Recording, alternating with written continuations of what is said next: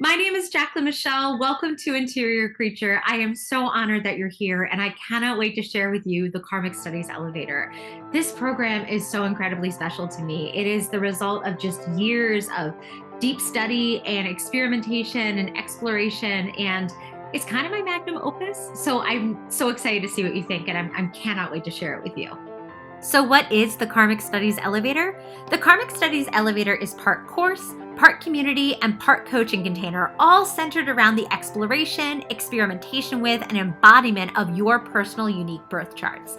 In the elevator, we study birth chart alchemy, which is a practice that I created that uses the language of the systems of human design, the gene keys, and astrology, as well as the wisdom and teachings of some of the world's most insightful and respected personal development and spiritual thought leaders to share a nuanced, specific, and compassionate transmission of these tools in order to help us explore who we are who we are, and who we can be when we embrace the most authentic, aligned, and highest expression of our energy.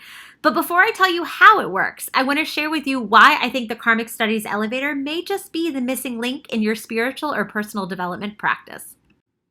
One of the very first lessons I learned during my study of my own birth charts was that the transmission of human design that you work with really matters. Let me show you why. Back when I started my study around 2016, 2017, there weren't many human design resources available online or otherwise. So these were the texts I relied on because that's kind of all there was. In the center is the definitive book of human design by Krakauer, the man that channeled the system. So it's considered a primary source. It's very much a reference text though. It's full of jargon and it reads like a textbook. I also studied Karen Curry Parker's Understanding Human Design and Chetan Parkhan's Human Design.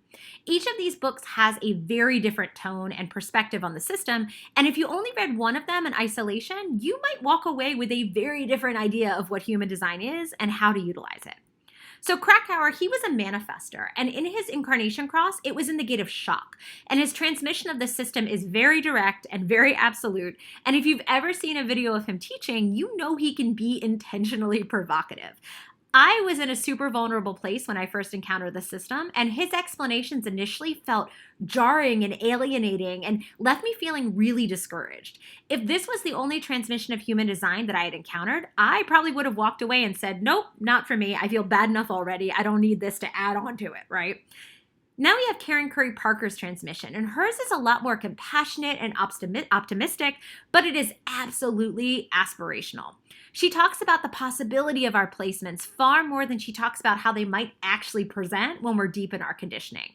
If this was the only transmission of human design that I had encountered, I probably would have felt super defeated before I even got started because Parker's explanations were where I wanted to be, but not where I actually was, and her text didn't give a ton of guidance about how to bridge that gap.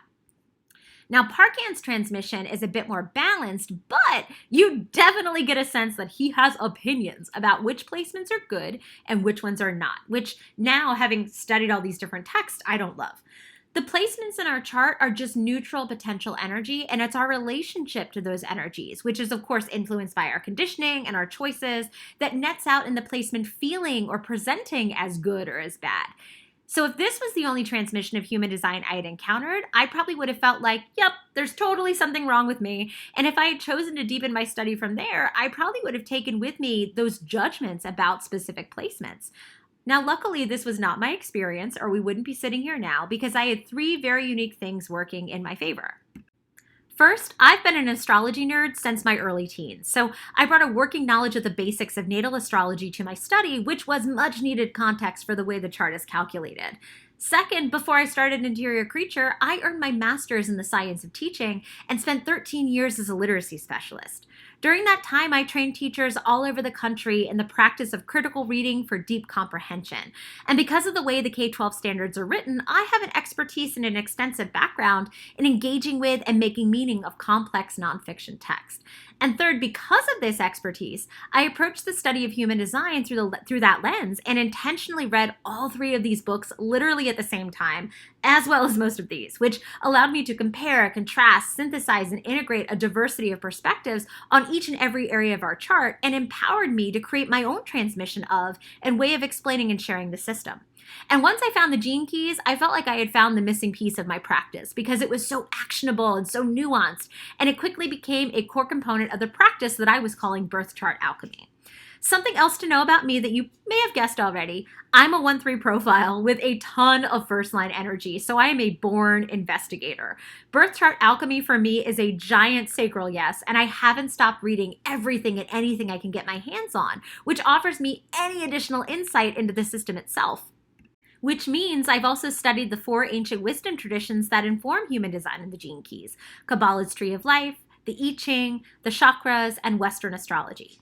Now, if your only exposure to human design has been through podcasts and social media, this might be new information. Unfortunately, much like back in elementary school when we played that game Telephone, pop human design is very much a thing. And sometimes it feels like folks are just sharing the same takes in the same way over and over again. You know that's not the way I roll. Personally, I deeply believe that in order to responsibly teach human design and the gene keys, it's imperative to understand the ancient wisdom traditions that comprise it. And I take stewarding and sharing this knowledge really seriously. Now, if you're a one like me, I bet you've been taking screenshots of these book covers and you have a tab open to your Amazon cart. And if you want to devote the next 7 years of your life like I did to studying all of this for yourself, do it. Seriously, it has been a super rewarding experience. I have loved every minute of it. It has been so valuable. But if that sounds intimidating or scary or overwhelming or time-consuming, that is more than okay too. In fact, that's partially why I created the Karmic Studies Elevator to begin with. I wanted to create a container where folks could personalize their chart study with access to a wide variety of perspectives on their placements in a way that felt easy and accessible. Basically the thing I didn't have when I was studying my own charts for the first time. If your goal is to not only learn about your own chart, but the practice of birth chart alchemy, you can absolutely do both in the Karmic Studies Elevator. A word of warning, because I believe in transparency, if you're looking for a transmission of human design that is purist, that will literally regurgitate the teachings of Krakauer exactly as he initially shared them, where there's a right way and a wrong way to interpret each and every aspect of our chart, I am not your gal. My transmission of the system is multifaceted and dynamic and evolving. I cite my sources, and I am all about nuance, specificity, compassion, and setting you up for true, lasting transformation and alignment. I believe in the power of education and thought partnership, and I don't do guru culture. In fact, I intentionally set up the Karmic Studies Elevator in such a way that you are empowered to be your own guru. Our human design charts are only as powerful as what we do with that information. Our charts are a beacon of light in the darkness of our conditioning and a map of how to step into the highest expression of our soul's purpose. And you alone know your conditioning. You alone know the circumstances under which your conditioning was created. And you alone can determine what aspects of your conditioning are supportive and rooted in love, and which aspects are destructive and rooted in fear. You know your patterns. You know your wounds. You alone know your beliefs, both expansive and limiting, about yourself and about the world around you. But because I understand your chart, I can see the you that you might not be able to. I can see your highest potential, and I want to share that with you. I can show you the gifts you're meant to develop and the lessons you're here to learn as part of your soul's divine purpose. I can help you brighten that light, and I can help you make meaning of your map. But it's up to you to take those tools into your own hands and start to walk the path. I created the Karmic Studies Elevator so you don't have to walk alone, so that there was a container and a community that supported your experimentation with and embodiment of all the insight and epiphanies that you'll encounter on that journey home to yourself. Since I opened my virtual doors in 2018, I have helped thousands of folks just like you explore and excavate their natal human design chart, their gene keys hologenetic profile, and their astrological natal and gestational charts. And through these thousands of conversations, I've discovered that our path of working with these energies and this information tends to unfold in 3 phases, which I call the epiphany phase, the experimentation phase, and the embodiment phase. In the epiphany phase, folks have usually just discovered human design and the gene keys, or have just recently felt a pull toward exploring astrology in a deeper way.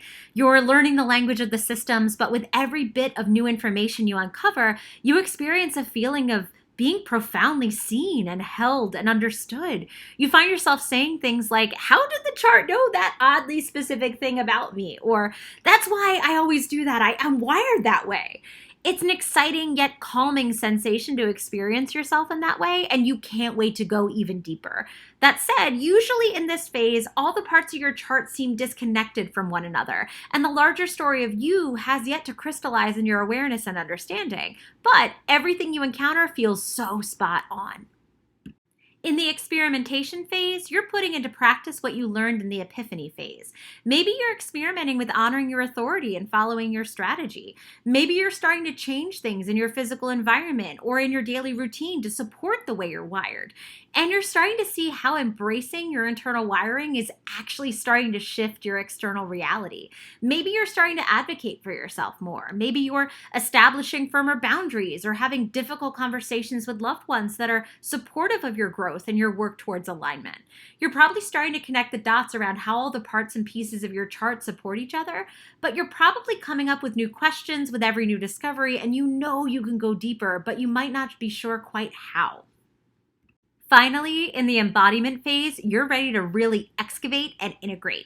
You're open to zooming in on some of the more nuanced aspects of your energy and do some deep reflecting, some supportive shadow work, and some intentional deconditioning around how you express that energy.